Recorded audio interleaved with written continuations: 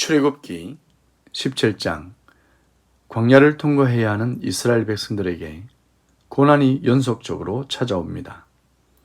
애굽을 떠나 가나안이란 거룩한 나라로 가는 여정이 행복할 줄만 알았는데 이게 웬일입니까? 고난의 연속이며 같은 문제가 계속됩니다. 하나님은 왜 하나님의 백성들에게 이러한 어려움을 주시는 것일까요? 우리는 하나님의 자녀입니다. 이 세상을 살아가는 여정이 때론 어려움과 고통의 연속이며 이해할 수 없는 사고와 사건들이 나를 삼키려 합니다. 고난은 아담의 모든 후손들에게 동일하게 찾아오는 현상입니다. 하나님의 사람들에게도 예외는 아닙니다. 욥은 왜 고난을 받았습니까?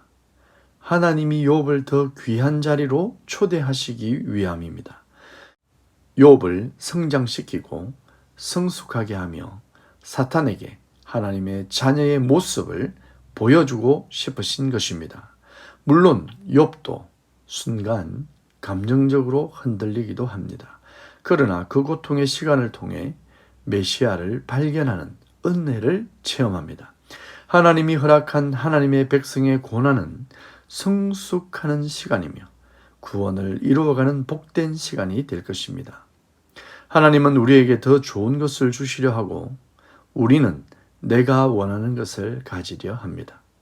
하나님의 자녀에게 오는 시련은 훈련과 하나님의 존재를 선명하게 부어주시는 복된 시간임을 인정하고 고난도 달게 받고 인내하며 나아가야 되겠습니다. 이스라엘 백성은 이제 애굽의 종의 신분이 아닌 하나님 나라의 백성이며 하나님의 자녀입니다. 하나님의 군대입니다. 전쟁도 해야 합니다. 영적 전쟁도 해야 합니다. 고난을 통해 하나님의 군대로 자라가는 과정이며 하나님만 신뢰하도록 훈련시키고 계십니다. 하나님은 집요하게 우리에게 요구합니다. 하나님만 바라보라는 것입니다. 그러나 이스라엘 백성의 반응은 원망이며 하나님을 시험하는 것이었습니다. 모세는 백성들이 돌을 던져 자신을 죽일 것 같은 불안을 느꼈습니다. 우리는 고난 앞에서 어떻게 해야 할까요? 하나님을 신뢰합시다. 우리는 아담 이후로 감사와 찬양보다는 원망과 불만이 익숙한 존재입니다. 그러나 하나님의 백성이 된 나는 태도가 달라져야 합니다. 하나님을 신뢰하고 하나님의 하실 일을 기대하는 것입니다. 하나님이 반드시 회복시킬 것입니다. 먼저 그 나라와 하나님의 의를 구하십시다. 문제 해결의 출발점은 하나님을 의롭게 여기며 신뢰하는 것입니다. 하나님은 우리를 무너지게 하는 존재가 아니라 일으켜 세우시며 동행하시며 공급하시고 싸워서 승리케 하시는 분이십니다. 마실 물이 없어 고통하는 이스라엘 공동체를 향해 하나님은 모세를 준비했습니다. 모세의 손에는 하나님의 지팡이가 있습니다. 하나님은 모세를 호렙산으로 초대합니다. 하나님이 임재하셔서 모세를 만난 곳입니다. 여호와 하나님이 그 반석 위에 서 계시겠다고 말씀하셨습니다. 그리고 그 반석을 치라고 하십니다. 그 반석은 예수 그리스도를 나타낸다고 고린도전서 10장에 잘 설명하고 있습니다. 그 반석을 치라고 하십니다. 반석을 치니 물이 나왔습니다. 문제가 해결되었습니다. 반석을 치라는 것은 예수 그리스도를 치라는 것일 수도 있습니다. 여기서 예수님이 당하실 고난을 미리 봅니다. 예수 그리스도가 맞는 채찍으로 우리가 나음을 입었습니다. 십자가의 보혈이 우리를 살리셨습니다. 모세가 반석을 침으로 반석에서 물이 나오게 되고 백성들은 물을 마시게 됩니다. 이스라엘의 갈증을 해결할 분은 오직 여호와 하나님이시며 그분은 신약의 메시아로 오신 예수 그리스도입니다. 나를 살리는 물은 오직 예수 그리스도입니다.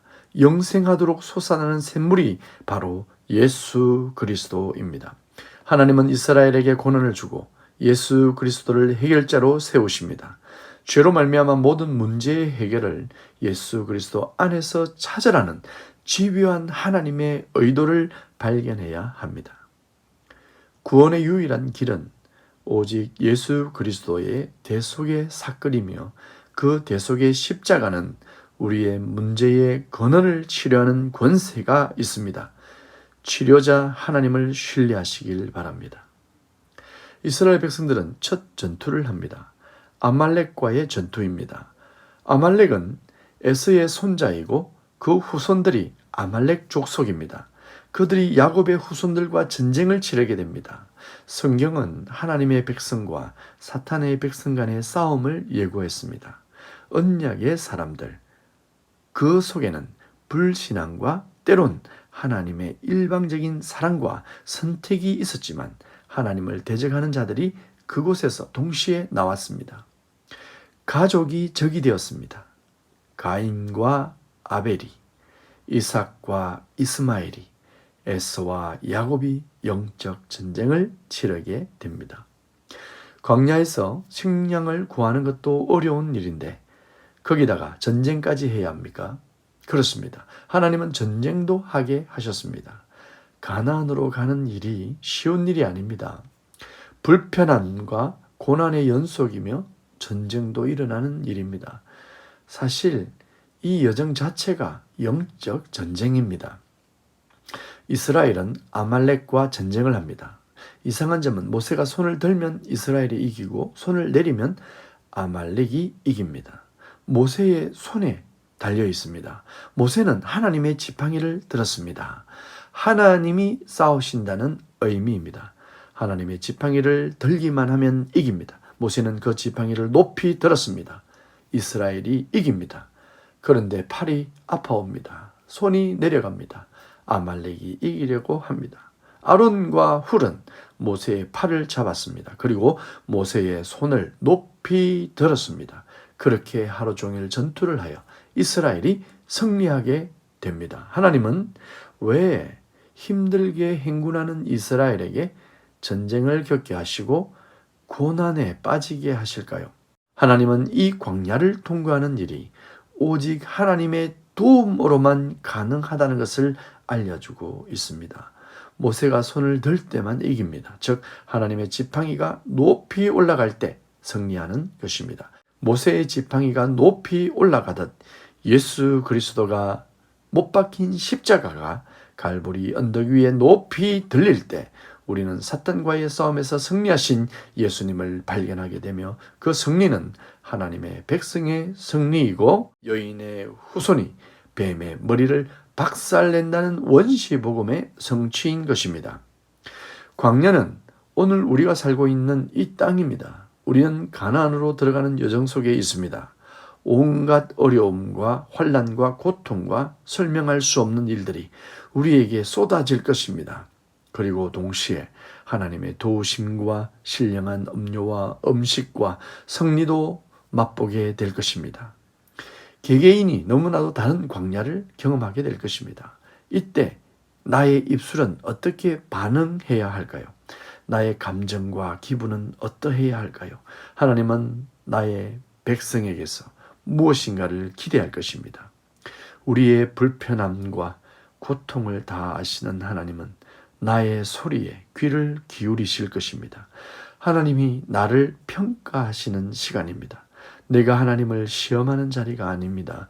우리는 하나님께 찬양합시다. 그리고 하나님을 기대합시다. 그러할 때 하나님은 나를 통해 영광을 받게 됩니다. 내가 무엇인가를 이루어 드려서 하나님이 영광을 받는 것이 아니라 고통과 고난이 비오듯 쏟아지는 광야에서 하나님이 해결하실 것이란 믿음을 보여드리는 것이 이것이 하나님에게 영광이 됩니다. 요한복음에서 하나님의 일은 예수 그리스도를 믿는 것이다 라고 합니다. 하나님은 하나님을 신뢰하는 훈련을 혹독하게 시키십니다. 여러분, 우리 모두 하나님을 신뢰합시다. 나를 고통 속에 던지고 환난에게 내어줘도 반드시 더 좋은 신령한 열매를 맺게 하시려는 하나님의 섭리를 알고 조금만 인내합시다. 신뢰하고 인내할 때 하나님이 다 해결해 주실 것입니다. 내 생각보다 오래 걸리기도 합니다. 이해하기 어려운 일들, 설명하기 불가능한 고난도 있을 것입니다. 그러나 하나님을 신뢰합시다. 믿음대로 될 것입니다. 원망과 불평으로 가득한 이스라엘은 결국 광야를 통과하지 못합니다. 이것은 우리에게 보여주시는 무서운 경고입니다. 아담은 하나님을 신뢰하지 않고 사탄을 신뢰했습니다. 하나님의 약속을 믿지 않고 사탄의 유혹에 넘어갔습니다. 광야를 지날 때 사탄은 우리를 유혹할 것입니다. 우리는 하나님을 신뢰하기로 결단합시다. 오직 하나님만 바라봅시다. 구원의 유일한 길, 예수 그리스도를 소망합시다. 성령님께서 도우실 것입니다. 광야를 즐겨봅시다. 고난아 오너라, 환난아 덤벼라. 난 하나님의 백성이야. 모두 가나안에서 만나십시다.